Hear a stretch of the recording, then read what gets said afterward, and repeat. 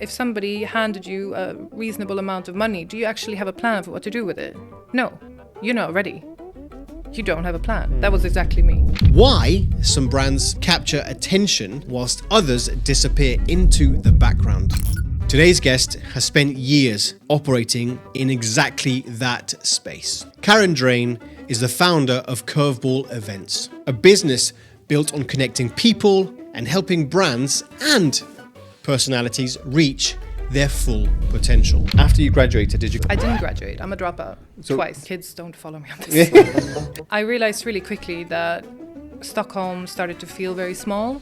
I thought I would be like a vagabond, and then found Dubai, found Emirates Academy. I figured, wow, I'm really good at staying in a 5-star hotel. It must be the same to run one. It is not, but that's why I studied hospitality management. My biggest competition is someone like me 12 years ago when I started, because I took big clients from massive companies just because I didn't sleep, I didn't eat, I was working 24/7, and I was willing to go to any length just to prove myself.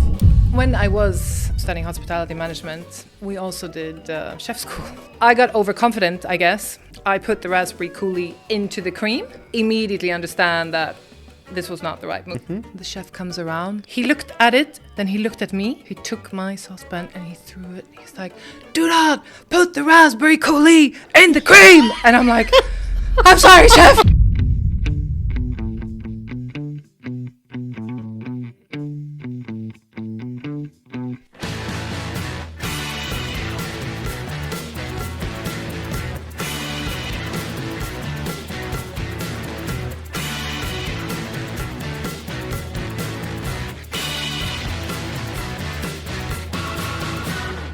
Hello, my friends, and a very warm welcome back to the Chef JKP podcast. I hope you've all been having an amazing week and are ready for the weekend. Maybe you're getting ready for service or perhaps a holiday. But anyways, whatever you're doing, thank you for tuning in. My name is James Knight Pacheco. I'll be your host as we navigate another incredible episode. For more than 6 years, we've been sharing stories from some of the most remarkable people in food, hospitality, business, media, and beyond. And today is no exception. But just before we get started, if these conversations challenge your thinking, inspire your journey, or simply make your commute that little bit more interesting, please don't forget to subscribe on YouTube or press follow wherever you get your podcasts. Honestly, it helps us massively to bring even more remarkable stories to the table and spread that incredible message that food is memories. Now, let me ask you a small question. Have you ever wondered why some people seem to find opportunities everywhere? Why some brands perhaps capture attention whilst others disappear into the background? Why some careers explode while others never get off the ground? Well, today's guest has spent years operating in exactly that space. Karin Drane is the founder of Curveball Events, a business built on connecting people, creating opportunities, and helping brands and personalities reach their full potential. She's worked behind the scenes with some of the region's biggest names, including media powerhouse Chris Fade, and has built a reputation for spotting opportunities long before everyone else sees them. But what fascinates me the most about Karin is her story isn't really just about events. It's about courage, taking risks, and backing yourself when nobody else sees the vision yet. Today, we're talking about entrepreneurship, personal branding, talent management, influence, resilience, and what it really takes to build something from nothing. So if you've ever dreamed of creating your own path, building your own business, or turning an idea into reality, this conversation is for you. Listen out for a story about her time in a pro kitchen and doing a certain dessert. Time to rock and roll. Hi guys, I'm Karin Drane and I'm the founder of Curveball Events. If you like this podcast, don't forget to like, share and subscribe. Karin, a very warm welcome to the show. Thank you. As is customary, can you tell me your first or favourite childhood food memory, please? I have loads. Food was a big thing for us growing up. Mostly summers. I feel like it's like my main summer memories, like or best food memories rather. I spent a lot of time in Spain because my grandfather lived there. Health reasons, he needed a warmer climate. So me and my brother, we were basically shipped off in the summers and stayed with him. And he was massive on cooking. So everybody had to eat together. He usually had friends over, and it was really nice time. Oh, that's really interesting. So which part of Spain? Near Alicante, about 30 minutes up in the mountains. Beautiful. Stunning. It was amazing. And also a different climate, different lifestyle at the time. They still had a nap, around 3 o'clock in the daytime. And we would walk down to the bakery, whoever woke up first. In this little mountain village, we'd go down and get bread for the breakfast. Yeah, I know. Then we set it up on the table and everybody had to have breakfast together. And how long would you spend in Spain during the summer? Sometimes the entire summer. So 2-3 months? Especially when my parents were younger parents, because they were trying to make money and set themselves up. So the grandparents came in handy. Wow, how super cool is that though? Oh, it was amazing. Right. And my grandpa was he was fantastic. Knew so much about food, spoke 7 languages, larger than life. He would always make us try things, for better and worse. But at least we expanded our palate. And which part of the world are you from? Sweden. So in Sweden then, what were the types of food that were sort of traditional for the family, would you say? My mom is amazing at cooking. She used to make cod with some kind of creamy sauce. I'm sorry, Mom, for not remembering what it was. It's like gratin. Yes, yeah. Yeah. With mushroom and mashed potato. She would do that once in a while. Shrimps as well. What do you call this? Like smashed meatballs, these bigger ones. I don't know. In Sweden, they're a thing. Yeah. To have that with a creamy sauce and mashed potatoes and lingonberries. Swedish style. But then again, we would just have a pasta as well, a massive pasta fan. So you must have had quite an amazing palate at a young age, because you had obviously the Swedish palate and the Spanish palate. I mean, I don't know. It was still a very everyday food, right? Not exactly Michelin. But also, no, but even so, it must have been quite fantastic. Maybe I didn't realize at the time. I had a very privileged upbringing, not in a sense of a privileged, super wealthy family. No, but I had a very privileged upbringing in the sense that experiences, a very loving, extended family. Right. I think I have a lot to be grateful for. And in Sweden, because I don't know, I have no idea. What's the traditional sort of family day when everybody gets together? I mean, I think that varies from family to family. We're quite independent. A lot of the kids come home when the parents are still at work, make a sandwich, cheese sandwich, and go about our day until they get home. And then in high school, again, what were the sort of foods that you tended to have? Was it more a canteen, or would you have to have a packed lunch? How would that work? I was very carb-oriented when I was young. I was lucky to have a very high metabolism when I was younger. I'm not sure at this age, to be quite frank. But then I would literally wake up, I would have a massive bowl of pasta, cheese, butter, salt. Wow. Yeah.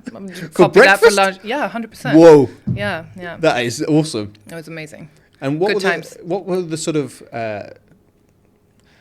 would you have multiple languages as well in school, apart from Swedish and English? I majored in languages, so I studied... I mean, even anyone that's born in Sweden and studies there, we have to start studying English. I think now it's maybe when you're 7 years old or 6. So we start with English then. Then when you're 12, you have to pick another language. So you end up studying a second language after English for at least 6 or 7 years. And what was that language for you? Spanish, of course. Okay, right. Yes. And then I was supposed to move to my grandfather after. That was the grand plan, Right. But on top of that, on top of those languages, what were the sort of subjects that you loved at school?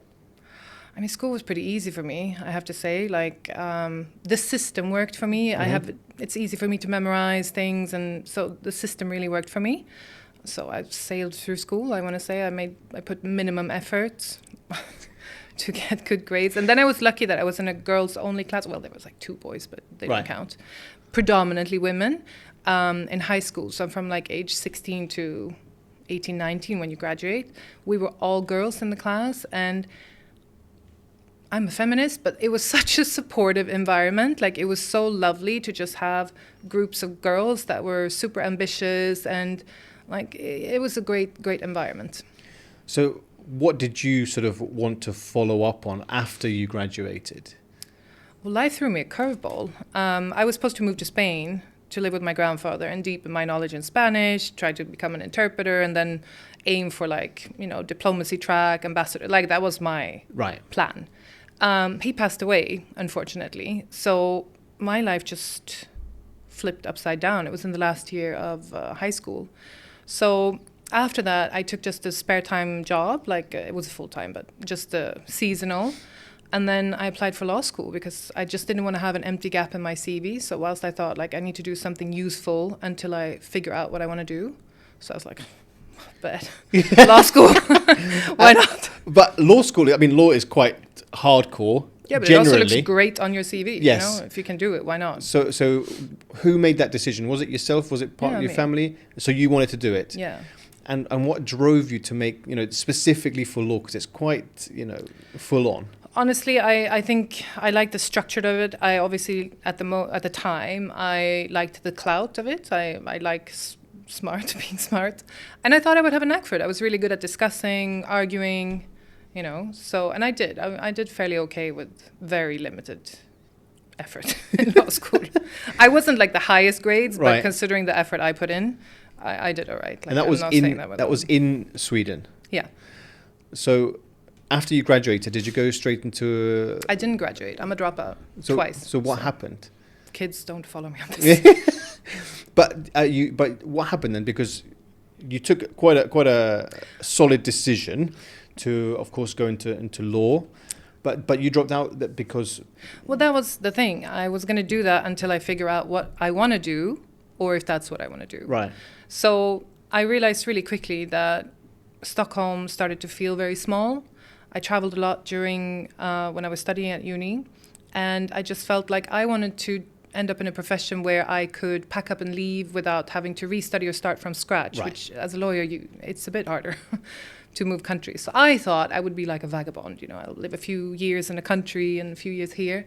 And then found Dubai, found Emirates Academy where I studied hospitality management. I figured, wow, I'm really good at staying in a 5-star hotel. It must be the same to run one. It is not. But that's why I studied hospitality management. So you came from Sweden. How did the two come together? Because obviously you could have had different choices in Europe. Yeah. Right. To sort of stay there. But how did the actual journey? How do I go to Dubai? Yes. I have my first boyfriend to thank for that.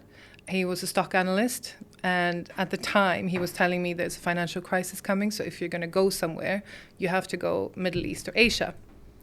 So that's why I started looking. I didn't feel like Asia, and I had preconceived ideas about Middle East at the time. And he was like, no, there's an amazing place called Dubai. Let's go there, let's check it out. And as soon as I landed, I fell in love with Dubai, fell out of love with him, and here we are. It's true though. And I owe it to him. Like he changed my life in that sense. But also then you made another complete U-turn in a way to go from continuation. We were still going forward. From law to then hospitality academy. Yeah.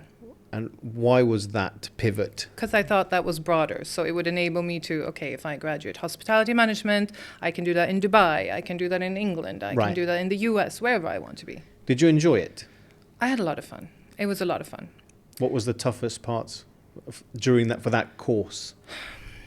I think the distractions. You learned really quickly that Dubai is very fast-paced. And to study... whilst you started making money on the side, even I started grassroots, as a promoter, because the school put us on a work placement in, I believe it was World Cup, if I'm not mistaken, where they forced us to stand with trays and give people sodas and stuff. And I realized, wow, these guys make a lot of money. And it was so easy at the time. You could get picked up and just hand out cans, cigarettes, whatever. There was so much promotional work, and they were making a lot of money doing that. So I got sidetracked and distracted by that. And at the same time, I was building up a network of people here. And I think my first thought of dropping out was probably when one of the brands, they put me aside after I'd done a part-time job, and they're like, did you ever think about starting your own? And I'm like, what do you mean, my own? She's like, yeah, like if you start up your own, I'll move our entire contract over to you. Terrifying. And you were still studying at the time? Yeah, of course. These were like 5 hours in the evening Right. at events, like, in the football events or golf events or something. Right. So that, I was like, no, that's too much. I didn't know where to start, how to do it, how to go about it. So it scared me. But it became a regret. Because the longer I stayed, I was like, wow, that was really an opportunity. That would have been a massive contract. And just because I'm a chicken and I wasn't ready, the blessing was put in my hand, which is actually one of my favorite things now. Like if somebody handed you a reasonable amount of money, do you actually have a plan for what to do with it? No, you're not ready. You don't have a plan. That was exactly me. She offered me, God knows how many hundreds of thousands or maybe millions that contract was worth. And I didn't have a plan for what to do with it. So I was blocking blessings. So after that, I started thinking. So I sat down with one of the teachers, I won't mention who, and I asked him, is this really a good investment, or am I wasting my time here? And what did he say? He said, well, run me through how you think. And I said, well, I think I could drop out of here and I could walk into any restaurant in Dubai and I could say I want to have a job as a waitress. And I think after 2-3 months, I would be promoted. And I think after another 2-3 months or 6 months, I would be a manager, etc., etc. All this time, I'd be making money instead of spending money on studying with you. And I think after 4 years, when your fellow students are in debt and they start on a mid-level range with XYZ salary, I think I would have already surpassed them and made more money. Plus, I have no debt. Am I right? And he's like, yeah, you are right. So I'm like, great. I'd like to pause my studies, please. Wow. And then I left. And so was that a tough conversation to have, or was it fairly straightforward because this guy was approachable? No, he was very approachable, and even the school was like, they're fine. I mean, in the end, they want to be supportive of what I want, and their students. I think I had a lovely time there, and a lot of inspiring teachers as well. Some that were really strict, and some that were really friendly as well. Like it was a beautiful time. Like and what were the main things that they taught you there? Everything, like because you study such a range, like everything from room service to housekeeping to dress code. Like you literally wouldn't get let into the classroom if your shirt was wrinkly, which is like pure hospitality. And I love that. Right. I love that. Like attention to details. Yeah, and just, you know what, you don't have to dress expensive or anything, but you have to look put together. Like it's like an armor you put on in the morning, right? And you decide what you want to look like you're ready to accept. Like, do you want to be able to accept a $2 million contract or a 2,000 dirham contract? Pick. You look sloppy? I don't know. What would someone with 2 million think about giving you the responsibility? So I think it matters with first impressions. So it taught you a lot of fundamentals. Big time. In that respect. Big time, yeah. But also you said you were networking during these events, which must have helped a lot, obviously, for the future of your career and what you're doing now. Yeah, absolutely. But after you decided to leave, what was your next step? Did you stay in the country or did you go somewhere else? I stayed in the country. I ramped up the amount of extra work I had on the side and I went from there. But I need to ask you about your presenting days, about AAA. So tell me about Access All Areas, please. Okay, again, so I did grassroots, and then I was involved in some fashion shows and like Arabic abayas, wedding dresses, etc. because I was too curvy to be a skinny one. I didn't do high fashion. And then I did a lot of photo shoot, but commercial stuff. And a lot of that is relationship, especially when it's like ads or commercials. Again, not if it's high fashion, then you have to actually be symmetrical and stunning and whatnot. But if you're promoting a cup and stuff, you need like a commercial way. And if people like working with you, you actually get more work because you get put forward. Right. So I ended up doing a lot of commercials, and they weren't only for here; they were for outside, different countries, a lot of them.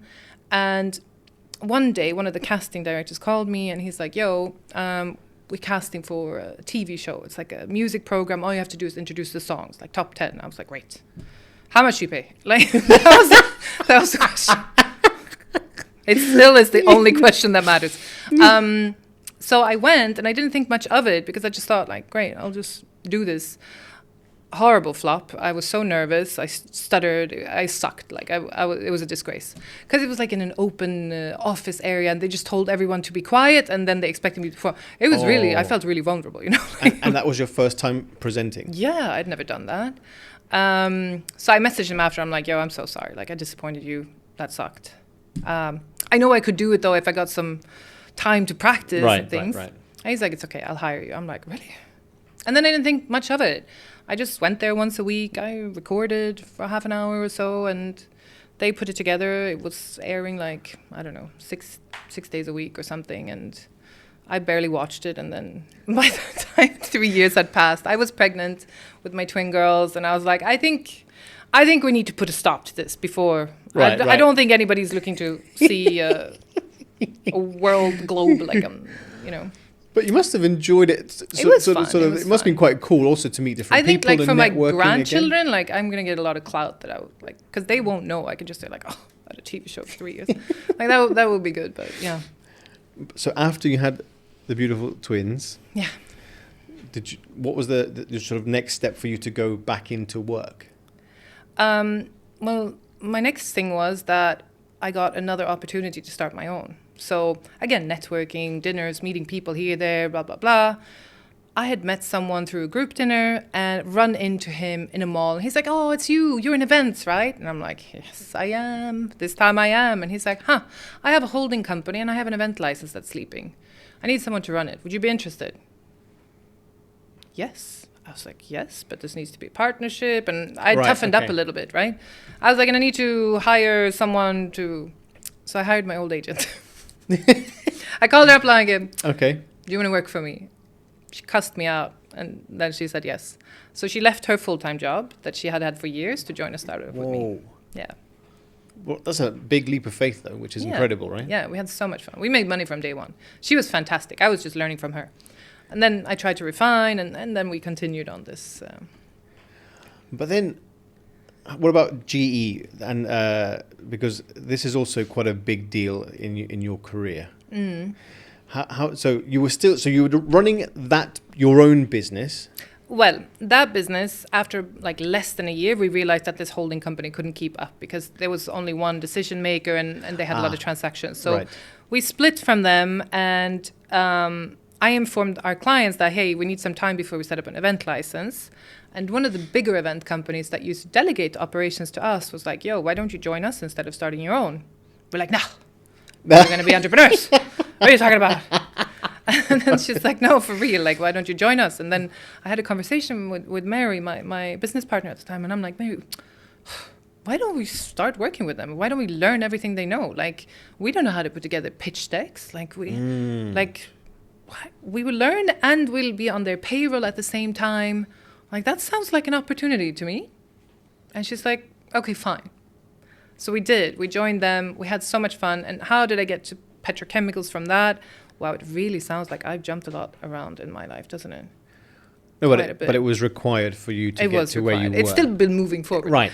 I worked with this event company for a while, and they were amazing too. I learned so much.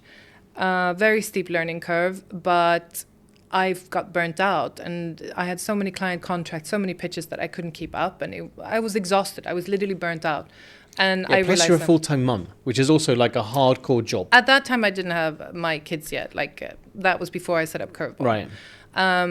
So I burnt out, and then I found the petrochemicals job through my network again. I just said, hey, I want a job that anybody can do, clock in and clock out.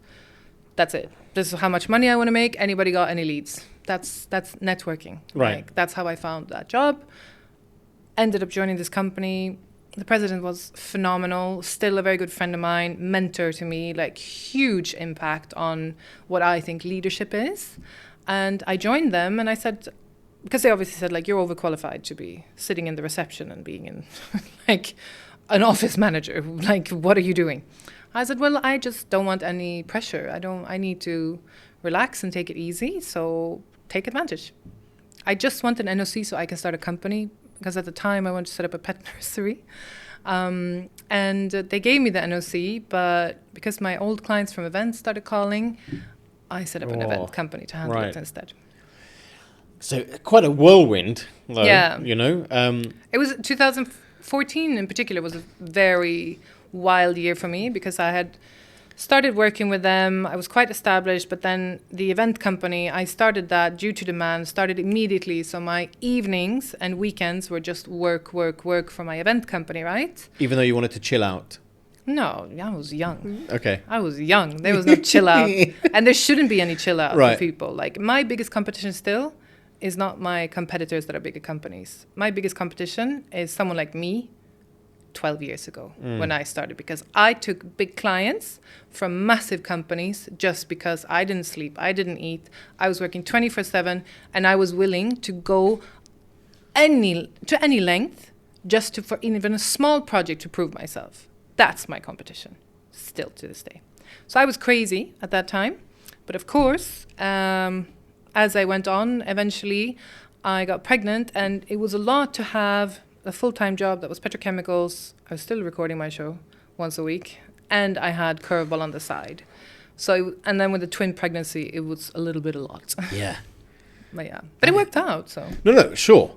But so specifically with this petrochemicals company, were you doing PR? Were you doing marketing? What did that role entail? To be honest, with that size of company and what they were doing at the time, there was not really much PR and marketing that you could do. They were like, it's niche, you know, petrochemicals, like oil and gas, you know.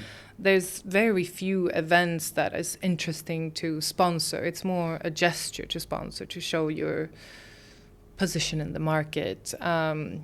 Ads, what are you going to add? Like, it's B2B, it's not B2C. So a lot of it was internal stuff, you know, or helping out with different things that would make the working environment better, even though they had HR, of course, but like the fun stuff, like.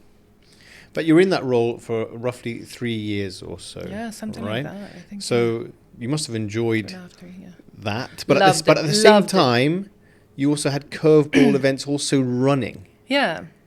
How did you manage to do the two at the same time, though? I don't know. I mean, the petrochemicals company was absolutely fantastic. I think in the office here in Dubai, they were about 20 or 25, but they had 200 something globally.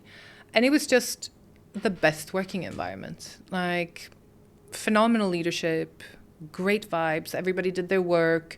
You know, like, you wouldn't have to worry if somebody took a day off, like working from home. They're not going to like sit at home and not work. Like, they would look after their stuff. They didn't take advantage of the flexibility of the company. They really showed respect for everything that they got, and the company really rewarded them.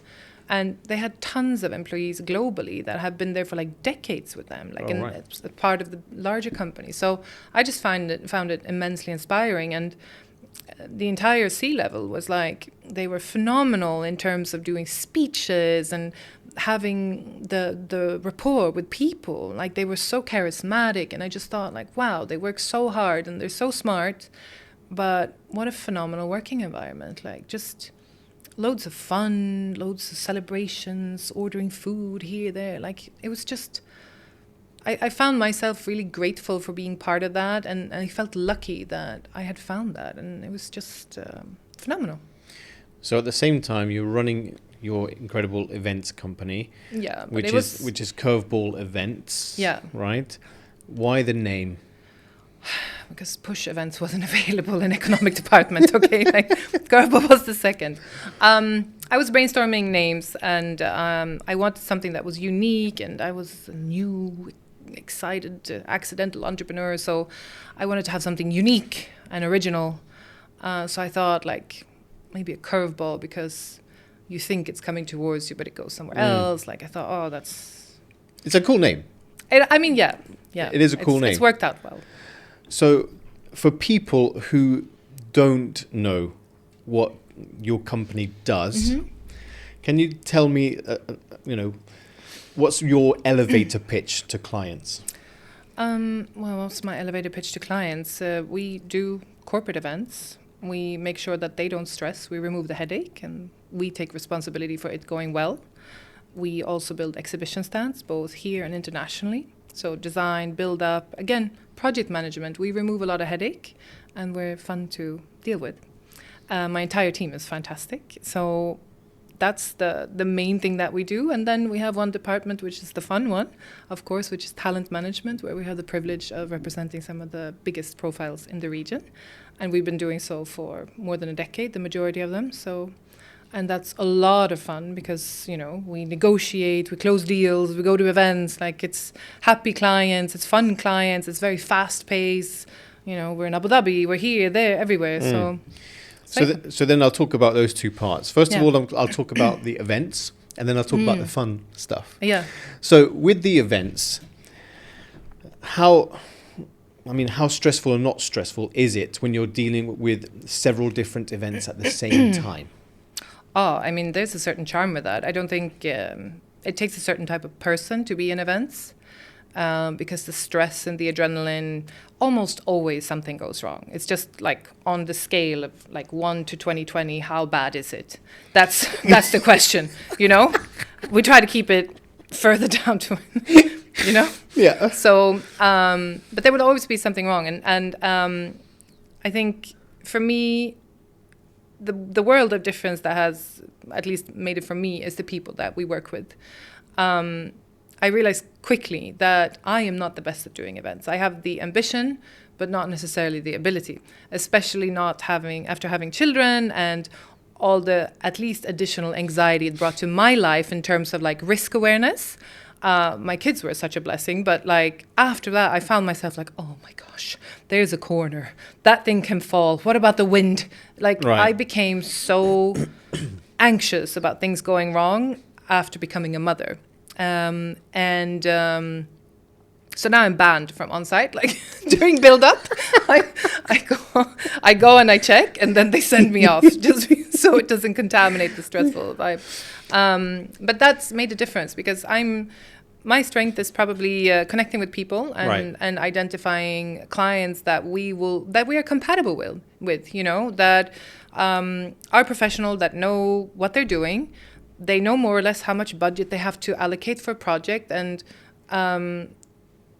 they need someone they can trust. They know that we're not gonna screw them over. They know that, and they're like fine with taking a long-term approach to our corporate relationship, if that makes sense. So I'm really good at identifying great clients for events, and for the execution, I have experts for that. Right. Okay. I beg to be part of the creative process once in a while. And also, when it comes to that creative process, what is it that you love about it? I love coming up with like events and dreaming up how we try to look at it like, how would we do it? If this was our money to spend, where would we spend it? Where would we allocate it? And we look at the experience and what type of event it is, like type of client as well. Like, can you really push it? Like, we don't do a lot of experiential, for instance, which is like super creative stations and where you can do stuff like that. We refer to others that are really experts in that, just out of respect for the clients. But when it comes to corporates, we're really good because we're like, okay, let's maximize the budget. Let's look at not too creative, but a creative angle on something that's also corporate, that works for a global brand that has guidelines. Because there's a lot more red tape there, right? Like you can't just go all out most of the time. But what's been the sort of the worst event that you've seen or been involved in when it comes to the client? And you don't need to name names. No, I certainly will not. There was an event a few years back that it wasn't ours, but they had taken it upon themselves, the client, to do a lot of the organizing on their own. Right. And let's just say that they were relying on doing a massive online activity that required participants. And because they had trimmed down on budget, they lost Wi-Fi. And it was live, with live audience and super high end. So that was many, many years ago. But that one hurt for me as a professional to stand there and like, oh my gosh, That was painful to see. For us, I mean, I don't think we've had like we haven't had like accidents or things. Sure. Like, you know, we've been really lucky in that sense. I personally don't like dealing with the events that have live animals, you know, like if there's a pony or a camel, all I can think about, like, why is that child running so near the legs? Like, somebody get him, you know, because I'm just thinking that he's going to get kicked and then I'll be the one who have to apologize, or, you know. So I'm not a big fan But also, of those. can I ask, in the world of events, because I don't really have a clue about it in terms of the level that you run, do guests nowadays have a huge level of expectation? Do they expect, you know, things to, you know, to go over the top, or do you have to sort of bring them down a peg? How does it work? No, I mean, I think that's industry specific and brand specific as well. I think there's certainly a pressure. I mean, here in the region, in Dubai itself, like, we do some of the best events globally. Like, it's insane, the level and the frequency of events that we have here. Like, and I don't think we've even scratched the surface, to be honest. Like, I think we're going to be world leaders in events for sure. But I think it really depends on the clients, and the guests are, of course, always looking for the new stuff. And but it depends how much you go to events. Like, for me, we obviously go to all the talents events as well. So we see a huge range of events. So it's very hard to impress me, but I still get impressed very often to see the creativity and what people are coming up with. So yeah, I definitely think there's some pressure in staying unique. So when did you then decide to, as well as run the phenomenal events that you do, and you had all of that experience, you know, when you started in Dubai? Yeah.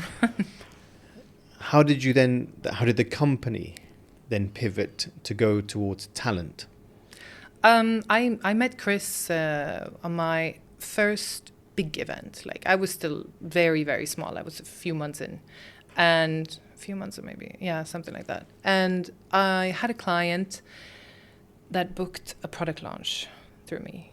And it was a massive one. Like, this is the first time I billed more than $500,000. I was like, I made it, Mom, I made it. I had no like business plan on how much I was going to turn over the first year. I had no targets. I was just being reactive, if that makes sense. Yes. I was just going with the flow. And my client wanted Chris Fade to host. And that's how I met him. And we really got along. And he asked me if I wanted to manage him. And I said, I have no idea how to manage you. What do you mean? Because, like, what do I know about So managing? he approached you? Yeah, I mean, we got along, and Sure. then he had someone already that was, like, running his business inquiries and stuff. And he told me, because I was like, I don't know how to manage you. And then at the back of my head, I was like, I just did this massive event. Like, what are you talking about? I'm busy, you know? and he was like, no, I'll teach you everything that's industry specific. And trust me, it will be worth your time. And I just loved him. Like, he's such a great guy. Insane work ethic, and we clicked so well. So I was like, let's go. Like, why not? Like most things in my life, okay, let's go. Like, why not? Because, you know, then obviously, as you said, you know, you have Chris Fade, you have Pretty Malik, you have some big names on the list. Correct. So how is it for you to manage these sort of, because they're big personalities. Yeah. But when you're managing them, how does it work? On top of the events. I have an amazing team, so I'm not alone in this. It's not me like an octopus, you know, like, no. I have a fantastic team, and all of them. I have coordinators for the talents. Right. I have a huge admin supportive team. You know, like, for the events, they're running themselves as well. So I want to say I'm there for the vibes, but no. No, I'm not. I have to be serious here. No, I still take a lot of parts, obviously, in the negotiations and everything. Like, Sure. That's a massive one. I love being on site. And I think a big role in talent is, at least for the talent management, is to maintain a good relationship with the agencies and the clients. And I think we're really good at that because we actually care and respect them. So that's a massive point. And in terms of the talents, they're like machines. They love working. They are very professional. They're high performers. Like, it's a pleasure working with them, you know? Like, I don't think it's as pleasurable if you're not a high performer. I think then you're going to struggle. Sure. You know, you can't just drop someone. Even with an athlete, like, they're going to chew you up for breakfast and spit you out. Because if you can't keep up, it will just frustrate. It will slow down the system. But we're fast. So. And how do you choose then the coordinators for each talent? Because I'm sure that's not an easy job, because as you said, they need to be aggressive and on the go. My first thing is, right or wrong, but my first thing is making sure that it's not a person that wants to be famous, because I think that's a bad match. You know, like if you have someone managing talent that wants to become a massive profile themselves, I think that that's kind of a bias. How do you spot that? You can tell quite easily. You know, check their Instagram. Do they pose a lot with people? Do they take pictures? Right. You can read micro signals when they talk about the talent, what they want to do, what they want to achieve in life. You know, there are different ways. Sure. To get through to that. Because I never would have thought about that, but that's a really sharp point. It's an important thing. Yeah. I think it's important. In the end, I'm responsible for building their wealth. Right? It's a fun job, but I'm responsible for building their wealth. They've achieved a brand in the market. They do excellent output of work. My job is to handle the incoming inquiries, negotiate them, secure the best possible budget we can in a long-standing relationship, and make sure that the execution is smooth, make their life easier. That's our responsibility. But in the end, I need people that also have the same traits, that are fine with building wealth for people. You have to have a lot of self-love as well to be able to see someone make a lot of money and not feel any type of way about that, you know? Like, if I see a private jet, I'm not like, oh, why am I not on a private jet? There's nothing of that in me. Like, I'm just so happy for that person. Fantastic, you know? And you need to find someone like that loves doing other things for people, that is happy with that. That's, like, the secondary thing I look at, aside from, like, not wanting to be famous. And then, of course, like, grit, you know, resilience and conscientiousness. Is that difficult to find in people these days? I don't know. I've been lucky, so. Because I think in the world where we are now with digital and all of that kind of stuff, it must. I'm just trying to rack my brain around it, because I'm trying to compare it into the industries that I know. Yeah. So, for example, if you're a chef, and I've been cooking in Michelin kitchens for a long time. Yeah. And I'm standing in a kitchen for 20 hours a day. Yeah. There are people who obviously don't want to do that. Yeah.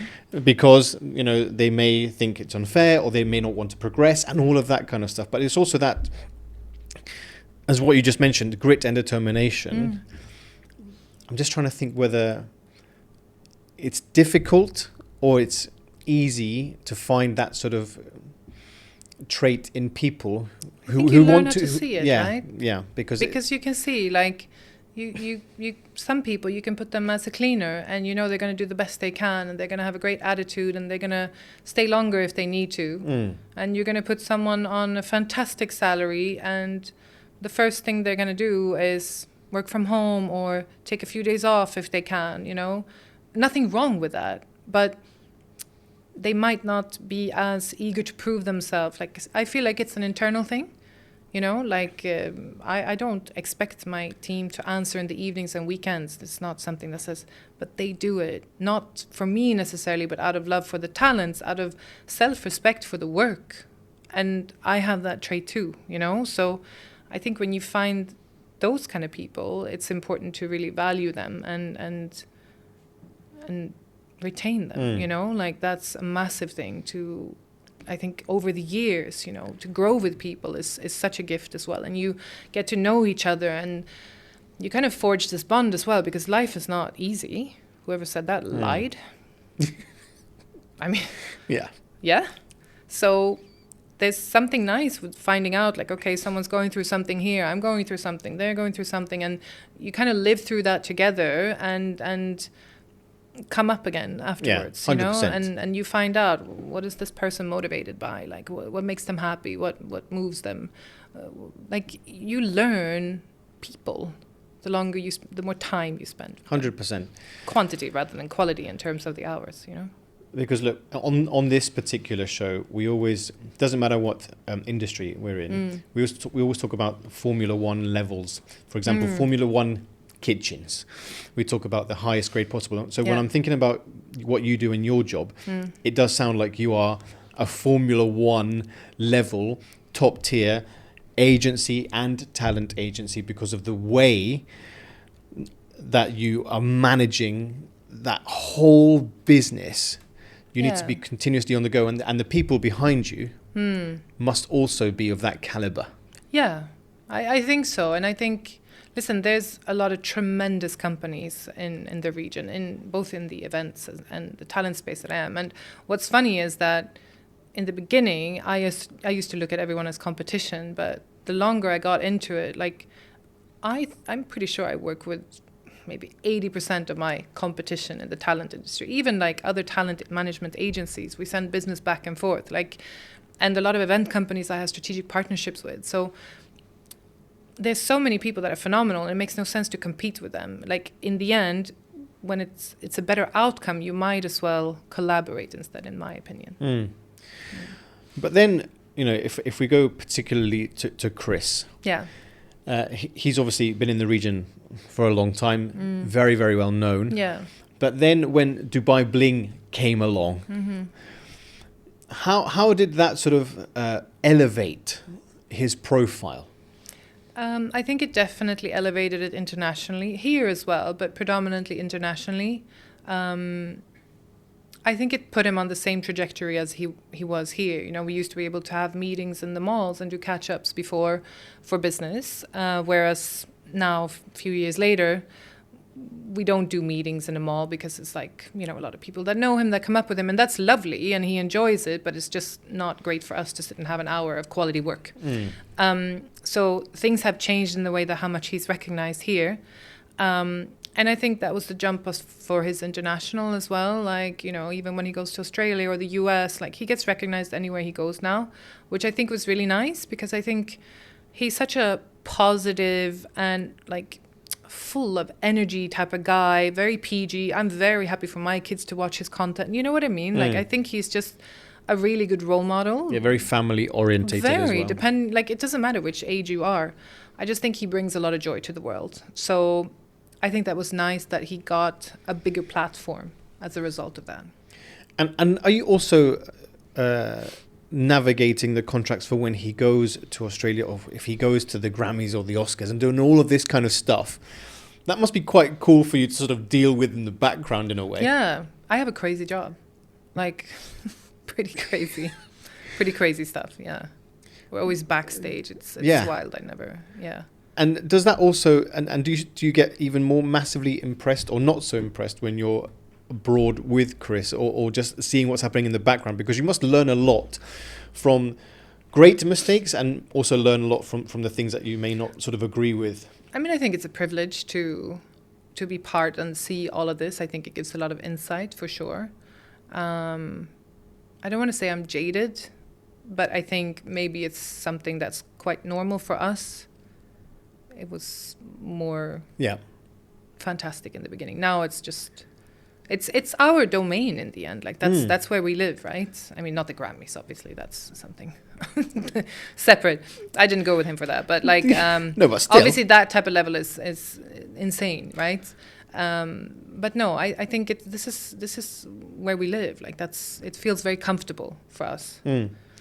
Because you mentioned again about the events that are happening within the region. But what is it about the region, and when it comes to also events and trying to always be bigger and better? Why do you think that is here? I think it's because of His Highness. He leads by example. There's no slowing down, right?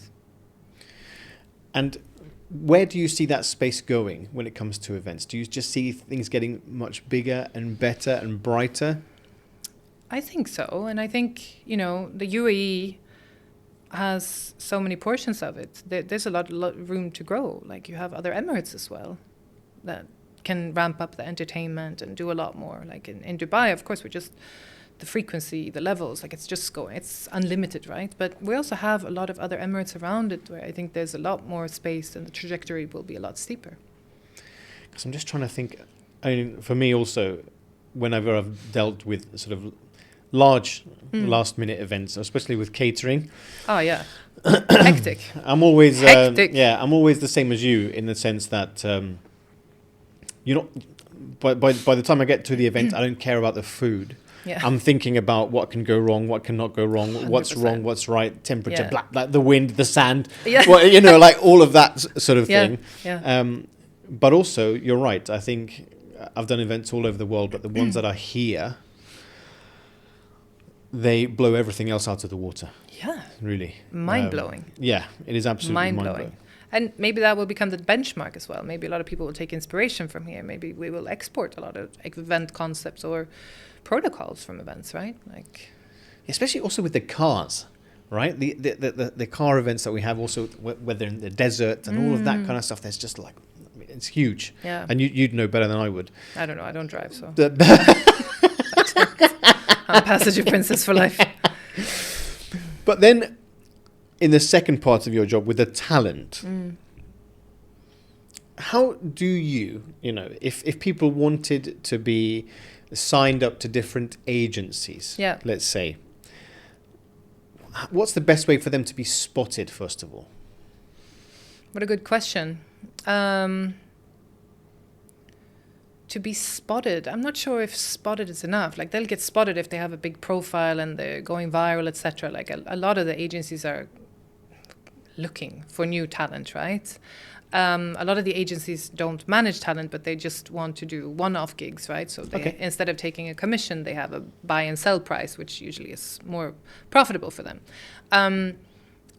I think to follow a few agencies and see how they work, set up meetings with them, see if they're interested in you. I think that would be the best way forward first, to see how much work they turn over, which profiles are with them. It's a good indication, but mostly, how do you feel with them? I think as a talent, it does make sense to handle a lot of it on your own as long as you can, just to build up a buffer of cash, I think, especially in the beginning when you're starting to make a lot of money, keep a lot of that as you can, so you have holding power for later, right? And then when you start becoming at the cusp and you're so busy that you don't know, like you start to miss things, you have late replies, and like a lot of your incoming is maybe distracting you from doing your creative work, or you feel like, who did I invoice? Did they pay me? That's when I think management comes in and actually becomes useful, because it's worth the percentage.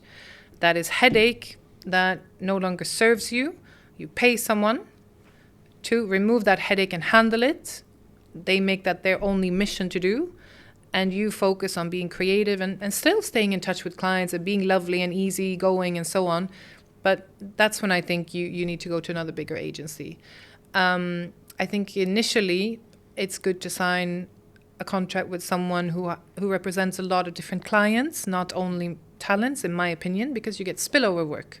So if they have a water brand, for instance, that plans their budget with this company, then chances are that the company will propose all of their talents. Even if that water brand was not interested in you, you might get that job just because they have the client. So I think that's a really good way to start initially. And then unless you really have a big blow up and you're fantastically busy and you have so many inquiries, then maybe it would make sense to take a boutique agency that doesn't handle that many clients, because they'll put more, they have the luxury of putting more emphasis on you, right? So it depends where you want to go, but you can also follow, like if you have someone that's similar like you, that you would like to become one day, where are they managed? Like who are they managed by? That's a very, very good piece of advice. So within this region, are there a lot of talent agencies? Because the only one that I know is yours. So because you're not in the industry. No, there's tons of them.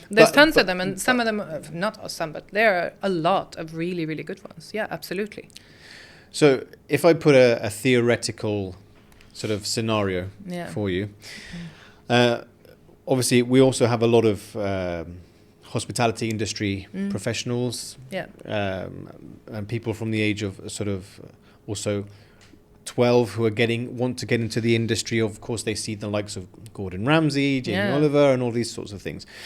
Now, if there was a talent, let's say within the hospitality space, and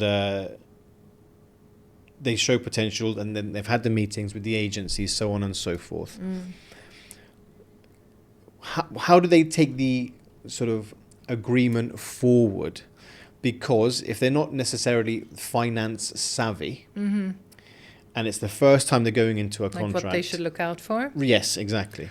I would look out for the term of the contract, like how long are you exclusive with them? Because if there's an exclusivity, it's of course because they're investing time in you, and if you don't get work, they don't get paid, right? So that has to be respected as well, which is why they have usually a term, like maybe a year or 2 years, depending on. But I would look at the term to make sure that. I would see that the commission is fixed. I would also check if there's any clause for me to leave in case there's not a lot of work coming through. Like an exit strategy. Yeah, it might not be their fault, by the way, like, because there's so many variables, you know, like even if you have a lot of incoming inquiries, they might be pitches, you know, like it's not always on the management to close the deal. Like maybe that company didn't get the deal, so they cannot give it to you. Maybe the price was fantastic and everything. You don't know. But you still like to have some kind of exit if you feel, or if you meet someone else that you're like, wow, I love them. But generally speaking, even if you are with the management, if they are good enough and adult, you know, like it doesn't matter. If you meet another manager who's fantastic and you really want to work with them, your current management will find a way to work with this management, even if they have a lot of projects. So they'll take their cut, everybody makes money and it's happy, you know, like I think a good management will always be supportive of getting money into your pocket as a talent, irrespective of that means working with other agencies or direct with clients or anything. So typically, how would it work within from the financial standpoint? Is it that as the talent you have to pay the agency, or the agency is responsible for getting you jobs and then the agency takes a certain percentage or commission? It varies. It varies a lot. Some management probably have retainer fees. We don't. Other managements have a percentage. So it means whatever they close, they take a percentage of that full amount. Right. And that's their cut. Then you have, if you're not exclusive with an agency, they have the buy and sell price, right? So they might have a client that come in and say, yo, do you want to do this gig for XYZ? You say, yes, great. Then it's none of your business how much they take on top. Right. But usually it doesn't work like that when it's your management. That's usually more agents or agencies. So management should, normally speaking, should be on a commission base with you. If you don't make money, they don't make money. Sure. Yeah. And then if that was the commission model, is the management also responsible for getting the gigs, or is it a mixture of both? Is it the talent that gets the business leads, and is it also a case of the management team also getting those leads? It varies a lot as well. Like in our case, for instance, we're not responsible for bringing in the business. Firstly, it's one of our ethos. It's easier to get money from someone who has already told you they're interested in the talent, and they've told you that they have a budget. Right. Like the chances of you Those closing that is fantastic, yeah. you know, and after that, they probably have more jobs. So like that is a lower hanging fruit, and it makes the most sense rather than me calling 10 different brands, hoping that they have a budget allocation and are interested in that specific talent. Like that seems like a crazy amount of work for very little, a small chance. Yeah. So, but again, normally speaking, you should have management that their job, in my humble opinion, is to really look after your incoming inquiries and make sure that they're responded to, they stay in touch with them, they do their best to close these deals. Talents, like the really successful talents, still have a lot of client contact. You know, they stay in touch, they network, hi, how are you in the family? They remember them. Like if you see my talents, how much they remember clients, projects, everything, it's staggering. Like they are amazing in terms of really remembering people and seeing them, right? So that's a huge point of their success. Now there are, of course, agencies that are very aggressive, you know, and they'll be getting work for you, but perhaps they ask for something in return, a higher percentage or buy and sell price if they're an agent, etc. So it's give and take, of course. And when it comes to the exclusivity clause, yeah, if you were just going into your first sort of contract, would you advise to have that, as in, you know, to be solely exclusive to an agency or a management? What would be your advice for somebody who's just starting out? Again, you have to really look at where you are. If you're getting a ton of incoming inquiries, that are interested in doing something with you, then yes, if you find an agency where you see profiles that you recognize, you have a look at their little feed and see like, oh, there's a lot of commercial endorsements here. These brands probably paid, like, okay, they've been with them for a long time. Fantastic. Yeah, sign exclusivity. Why not? They're great at what they do. And they're going to, it's in their interest that you make a lot of money. So yes, I would. But I would just do my homework on the company, and I would make sure that I do have an exit strategy if I need to. That's really interesting. So look, Karin, we've come to the quick fire round. How fun. Okay, so I'm going to get you strapped in, and I'm going to ask you this question, even though you're not a chef. This is the most difficult question that we ask everyone. Yeah. What's your favorite ingredient? Butter. Yes! Of course, it makes life better. Right? I love that. Butter. Yeah.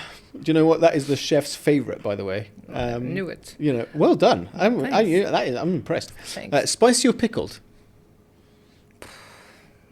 Salty. Ah, okay. So. No, I'm not into spicy. Okay. Pickle is like, I was going to say pickled. I thought you might have gone for the Swedish part. No.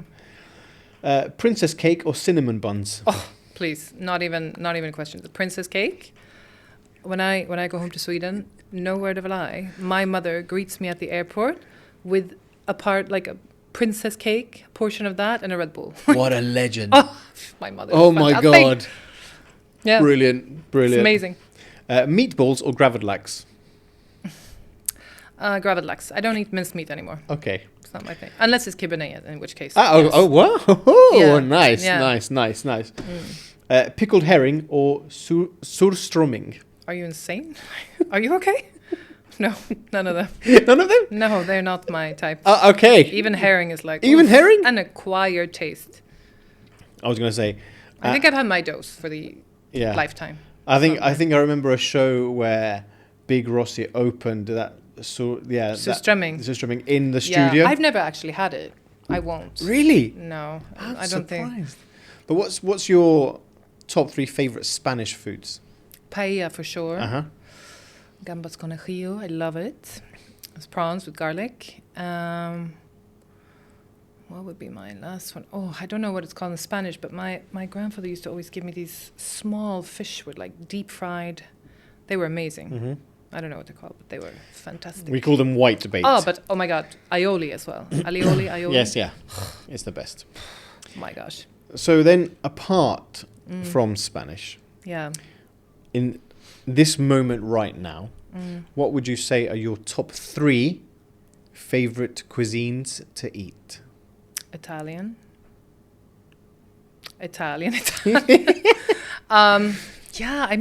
Pretty much. Like I'm a big pasta. Okay, Italian. Then what's a cuisine for steak? Like whatever is steak. So you love steaks? Yeah. Fine. Massive Done. fan. And then I think sushi would come next. So okay. Asian, So Asian, Japanesey. Okay. Japanese for sure. So then, who would be your top 3 food heroes? But they don't necessarily need to be chefs. Any friend that eats unlimited amounts of food with me, like that goes. I like it. I mean, That's yeah, good. Yeah. Food heroes. I don't know. I think my mom as well. Yeah. Because she did a lot of the. Sounds like your granddad also. For sure, my granddad as well. Yeah. So from all of your years in the event industry and within hospitality, I'm sure you've seen a lot of incidents.